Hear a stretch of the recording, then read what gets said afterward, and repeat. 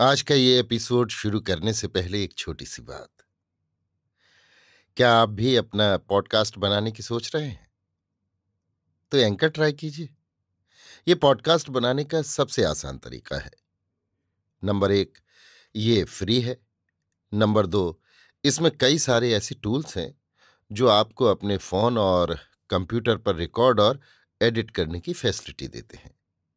Number 3, आप अपने podcast को डिस्ट्रीब्यूट भी कर सकते हैं, जिससे इसे स्पॉटिफाई और दूसरे प्लेटफॉर्म पर सुना जा सके। तो डाउनलोड कीजिए फ्री एंकर ऐप या विजिट कीजिए anchor.fm पर अपना पॉडकास्ट स्टार्ट करने के लिए। ये तो थी एक छोटी सी जानकारी, और अब शुरू करते हैं एपिसोड का सिलसिला। तो आज के एपिसोड में लीजिए सुनिए अयोध्या सिंह उपाध्याय हरिऔध के लिखे उपन्यास अधखिला फूल की 23वीं पंखड़ी, मेरी यानी समीर गोस्वामी की आवाज में। एक चूकता है, एक की बनाती है। एक मरता है, एक के भाग्य जगते हैं। एक गिरता है, एक उठता है। एक बिगड़ता है, एक बनता है। एक ओर सूरज तेज होकर पश्चिम की ओर डूबता है, दूसरी ओर चांद हंसते हुए पूर्व ओर आकाश में निकलता है। फूल की प्यारी प्यारी जी लुभावने वाली पंखड़ियां एक ओर झड़ती हैं, दूसरी ओर अपने हरे रंग से जी को हरा करते हुए फल सर निकालते हैं। इधर पतझड़ होती है, उधर नई नई कोपलों से पौधे सजने लगते हैं। इधर रात की अंधियाली दूर होती है, उधर दिन का उजियाला फैलने लगता है।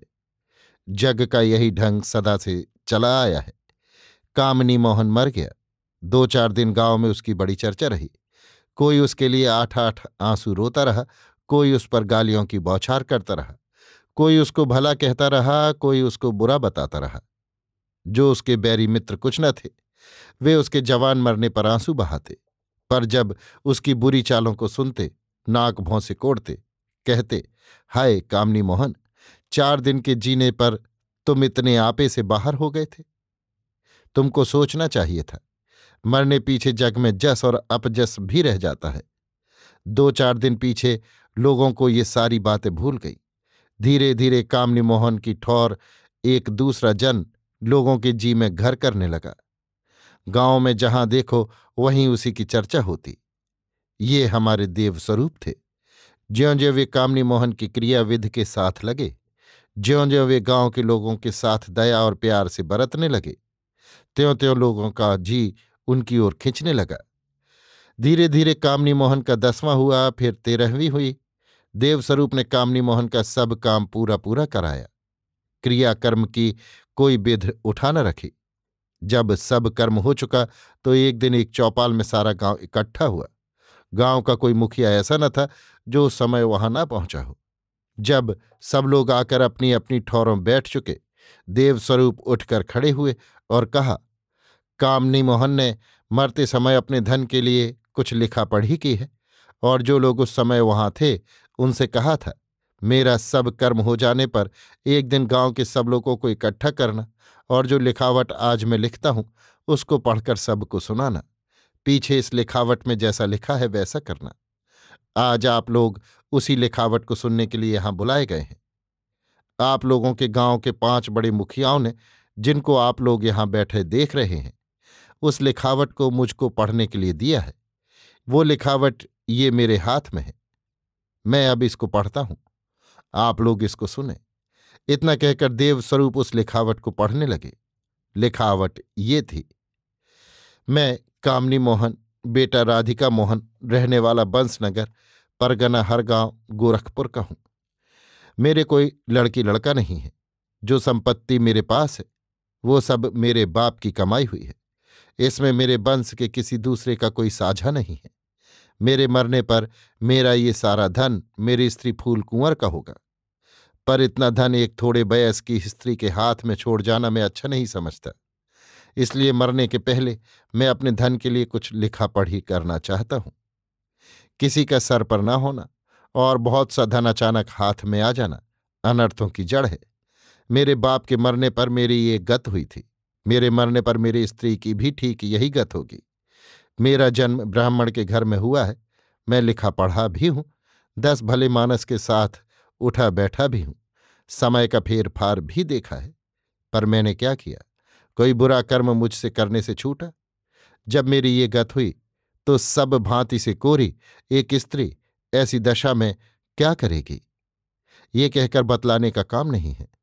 पर इन सब बातों को सोचकर इस बेले जो मैं कोई ढंग निकाल जाऊं तो मैं समझता हूं सभी समझ वाले इस बात को अच्छा समझेंगे।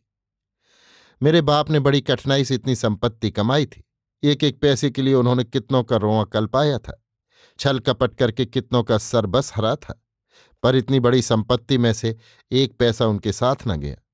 मैं उनका प्यारा बेटा हूं, मैं भी आज इसको छोड़कर चला। फिर क्यों लोग दूसरों का रोंवा कल्पाकर धन इकट्ठा करते हैं, ये कुछ समझ में नहीं आता। क्या ये उन्हीं कल्पे हुए लोगों की आह का फल नहीं है जो आज इतनी बड़ी संपत्ति का कोई भोगने वाला नहीं रहा? जान पड़ता है जब तक किसी की चलती है तब तक नहीं सूझता। आज मुझको अपने बाप के लिए ये बातें सूझ रही हैं, पर कल उनसे बढ़ बढ़कर मैं बुरे बुरे कर्म गली गली करता था। उस घड़ी तो लोगों के समझाने पर भी मेरी आंख न खुली। मुझको इस घड़ी इन पचड़ों से कुछ काम न था। पर एक तो इन बातों को दिखलाकर मैं इस ढंग से धन बटोरने वाले की आंखें खोलता हूं, दूसरे जिनको अपनी संपत्ति सौंपना चाहता हूं उनके कान भी खड़े किए देता हूं। मरते समय मरने वाले के मुंह की ऐसी बातें बहुत काम की होती हैं। देवहूति कौन है, कहाँ रहती है, मैं ये बतलाना नहीं चाहता। आजकल हमारे गांव के सभी देवहूति को जानते हैं। पर मैं ये कहूंगा, देवहूति एक बहुत ही सीधी सच्ची सती समझ वाली और भली मानस स्त्री है। मैंने आज तक बहुत सी स्त्रियां बहुत से ढंग की देखी, पर देवहूति ऐसी स्त्री मुझको देखने में नहीं आई। मेरे दिन बड़े खोटे थे जो मेरा जी देवहूति पर आया, और अचरज नहीं है जो एक सती स्त्री पर बुरी दीठ डालने से ही आज मैं भरी जवानी में इस भांत अचानक मर रहा हूं। मैंने देवहूति को फांसने के लिए क्या नहीं किया, कैसी कैसी चाल नहीं चला, पर मेरी सब चालों में देवहूति के धर्म की जय जयकार रही और मैं सदा मुंह की खाता रहा। क्या इतना कहने पर भी देवहूति के सत के लिए मुझको कुछ और कहना चाहिए? मैं समझता हूं अब कुछ कहने का काम नहीं है, पर इतना कहूंगा, जैसे गंगा जल खारा नहीं हो सकता, चांद की किरणें मैली नहीं हो सकती, सूरज पर अंधियाली नहीं दौड़ सकती, वैसे ही देवहूति के सत पर अपजस का धब्बा नहीं लग सकता। मैं पहले देवहूति को प्यार की दीठ से देखता था, पर आज मैं उसको एक देवी समझता हूं, जी से उसके आगे मत्था नवाता हूं, और जो कुछ साग पात मेरे पास है उसको आदर के साथ उसके सामने रखकर उसकी पूजा करना चाहता हूं। मैं बड़ा पापी हूं, क्या जाने इस पूजा के फल से उस लोक में मेरा कुछ भला हो। दूसरे ये भी दिखलाना है, जो स्त्री संकट के समय भी अपना धर्म निभाती है उस लोक की कौन कहे, उसको यहाँ ही सब कुछ मिलता है। मेरी स्त्री फूल कुंवर कैसी है, मैं इसको क्या कहूं, पर मुझ ऐसे कुचाली पति से भी जो कभी उखड़ कर नहीं बोली, वो स्त्री कैसी स्त्री है, इसको समझने वाले आप समझ लें। हाय, आज उसके ऊपर कैसी विपत ढहती है, इसको नेक सोचने पर भी कलेजा फटता है। पर मैं उसको देवहूति के हाथ में सौंपता हूं। देवहूति से बढ़कर मैं किसी को ऐसा नहीं देखता जो फूल कुंवर का आंसू ठीक ठीक पहुंच सके और उसको अपने धर्म पर भी रखे। देवहूति के हाथों फूल कुंवर का अच्छा निपटेरा होगा, मेरे जी को इसकी पूरी प्रतीत है। मेरे वंश के जो लोग हैं, भगवान की दया से वे सब अच्छे हैं, सबको दूध पूत है, धन संपत्ति का भी किसी को टोटा नहीं। इसलिए इन लोगों के लिए मैं कुछ करना नहीं चाहता। पर मुझसे 5वीं पीढ़ी में जो पंडित रामस्वरूप हैं, उनके दिन आजकल पतले हैं, इसलिए आज मैं उनको नहीं भूल सकता। इस समय मैं उनके लिए भी कुछ कर जाना चाहता हूं। जो कुछ मैंने अब तक कहा और लिखाया है उससे मेरे सुध बुध का ठीक होना और मेरा सचेत रहना पाया जाता है। इसलिए जो कुछ मैं लिखता हूं सुध बुध ठीक होते और सचेत रहते लिखता हूं। मैं ऐसी बात अपनी इस लिखावट में लिखना नहीं चाहता। मेरे पास 20 गांव हैं, इनमें से मनोहरपुर गांव मैंने पंडित रामस्वरूप को दिया। इस गांव में बरस में 1200 रुपये बचते हैं। मैं समझता हूं इतने रुपये बरसौड़ी मिलते रहने पर वो अपना दिन भली भांति बिता सकेंगे। अब 19 गांव और रहे। इन 19 गांव और दूसरी सारी संपत्ति को मैं देवहूति और फूल कुंवर को देता हूं। 19 गांवों पर देवहूति और फूल कुंवर दोनों का नाम चढ़ेगा। और दूसरी सारी संपत्ति भी इन दोनों के साझे की समझी जावेगी। मेरी स्त्री जैसी सीधी भोली है और देवहूति जैसी भले मानस और समझ वाली है, इससे मैं समझता हूं कोई संपत्ति बांटनी न पड़ेगी। देवहूति अपनी माँ और भाई के साथ आकर मेरे घर में रहे और फूल कुंवर और वो मिलकर सारी संपत्ति की संभाल करें। मेरे जी की प्यारी चाह यही है, और जिसलिए मैं फूल कुंवर को देवहूति को सौंपे जाता हूं, वो बात भी तभी पूरी होगी। इन दोनों में से किसी एक के मरने पर सारी संपत्ति दूसरे की समझी जावेगी। देवहूति का पति किसी साधु के साथ निकल गया है, वो कहाँ है कोई नहीं जानता, पर जो देवहूति का दिन पलटे और उसका खोया हुआ पति उसको फिर मिले और भगवान उसको कोई बेटा देवे, तो देवहूति और फूल कुंवर दोनों के मरने पर सारी संपत्ति उसकी होगी। जो ये दिन भगवान न दिखलावें तो दोनों के मरने पर सारी संपत्ति मेरे वंश के लोग पावेंगे। ये दोनों स्त्रियां मेरी संपत्ति किसी भांति दूसरे को न लिख सकेंगी। जो लिखेंगी तो वो लिखना ना लिखने ऐसा समझा जावेगा। देवहूति जी करने पर अपने भाई को, ऐसे ही फूल कुंवर अपने भाई के छोटे लड़के को कोई गांव लिख सकती है, पर इस गांव की बचत बरस में 2400 से ऊपर की न होगी।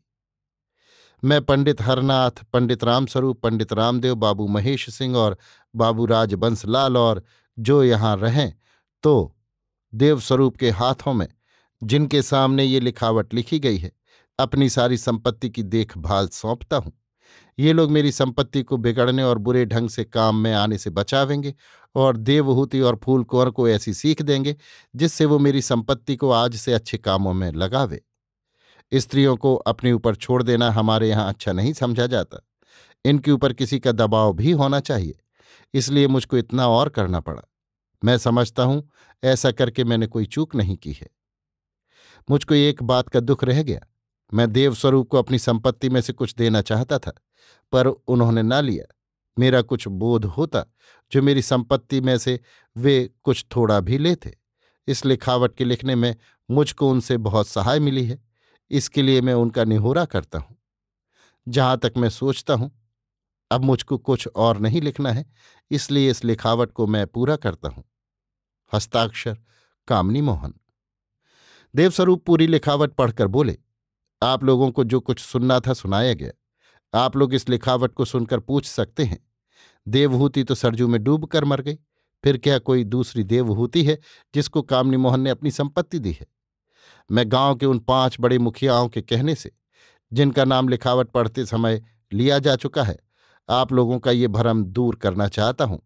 पर भ्रम दूर करने से पहले मैं आप लोगों से पूछता हूं, क्या आप लोग हरमोहन पांडे को जानते हैं? लोगों की जो बड़ी भीड़ वहां इकट्ठी थी, उनमें से कुछ लोग बोल उठे, क्यों नहीं जानता हूं, वो देवहूति के बाप थे। 2 बरस हुआ, एक दिन वे गांव के दक्षिण वन के पास एक जन को दिखलाई पड़े, फिर तब से उनकी खोज न मिली। हम लोग जानते हैं उनको कोई वन का जीव उठा ले गया और अब वो इस धरती पर नहीं है। जिस घड़ी लोगों के मुंह से ये बात निकली, उसी समय उस भीड़ में एक जन उठकर खड़ा हुआ। इस जन को हम वन में देख चुके हैं। जब देवस्वरूप के साथ घर लौटने में देवहूति ने नाही की थी, उस बेले यही जन देवहूति के पास आया था। उस समय हम लोगों ने जिस भेष में इस जन को देखा था, इस बेले उसका ये भेष नहीं है। इस घड़ी इसके सर पर पगड़ी है, देह पर अंगा है, गले में दुपट्टा है और उजली लंबी धोती पांवों को छू रही है, पर दाढ़ी जैसी की तैसी है, उसमें कुछ लौट फेर न हुआ। जब ये जन अपनी ठौर उठकर खड़ा हुआ, देवस्वरूप ने कहा, क्या आप लोग इनको पहचानते हैं? ये सुनकर सारी भीड़ कुछ घड़ी चुप रही। पीछे 2 जन भीड़ में से उठकर खड़े हुए और उन लोगों ने कहा, हाँ, हम लोग पहचानते हैं, यही हरमोहन पांडे हैं। इन दोनों की बातें सुनकर सारी भीड़ खड़बड़ा उठी। बारी बारी करके बहुत से लोग उठ बैठे। सर ऊंचा नीचा करके सबों ने देखभाल की और कहा, ठीक है, यही हरमोहन पांडे हैं। इस समय सारी भीड़ अचरज में आ गई थी और जितने मुंह उतनी बातें होने लगने से हौरा सा मच गया था। पर देवस्वरूप ने किसी भांति सबको चुप किया और कहा, अब आप लोग जानिए, जो 2 बरस के मरे हुए हरमोहन पांडे जी सकते हैं, तो 15-20 दिन की मरी हुई देवहूति भी जी सकती है। सच बात यह है कि देवहूति भी मरी नहीं है, जीती है। यहां आप लोग हरमोहन पांडे से पूछकर अपना अपना भ्रम दूर करें और इनके घर पर जाकर देखें, वहां आप लोगों को देवहूति जीती मिलेगी। देवस्वरूप इतना कह पाए थे और हरमोहन पांडे उनकी बातों को ठीक बतला ही रहे थे। इसी बीच भीड़ फिर खरबड़ा उठी। बहुत लोग अपनी अपनी ठौर छोड़कर चौपाल के नीचे उतरने लगे। कोई रोता चिल्लाता भी सुनाई पड़ा। सब लोग घबरा उठे, बात क्या है। पर जो था चौपाल के नीचे उतरा जा रहा था, इसलिए कुछ ठीक न जान पड़ा क्या है।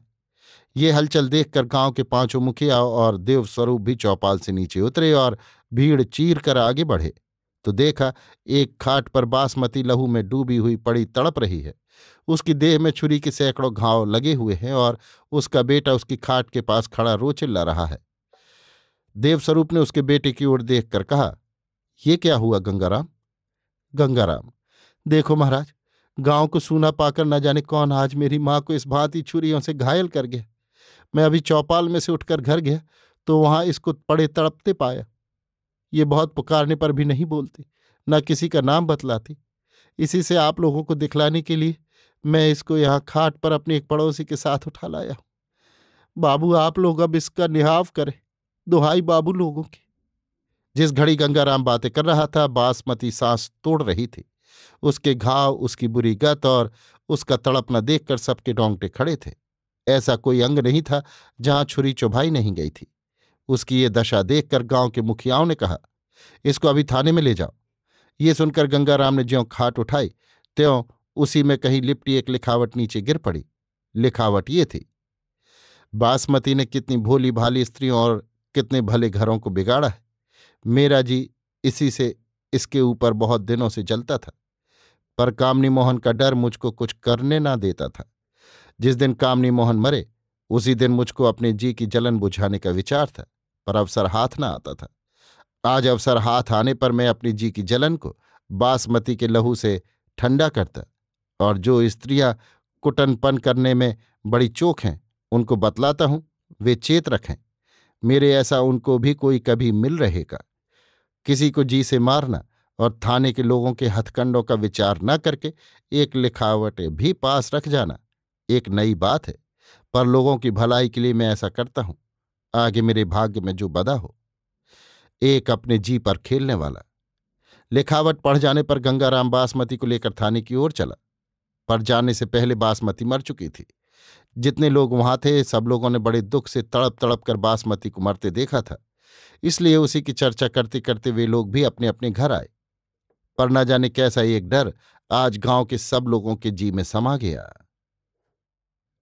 अभी आप सुन रहे थे अयोध्या सिंह उपाध्याय हरिऔध के लिखे उपन्यास अधखिला फूल की 23वीं पंखड़ी, मेरी यानी समीर गोस्वामी की आवाज में।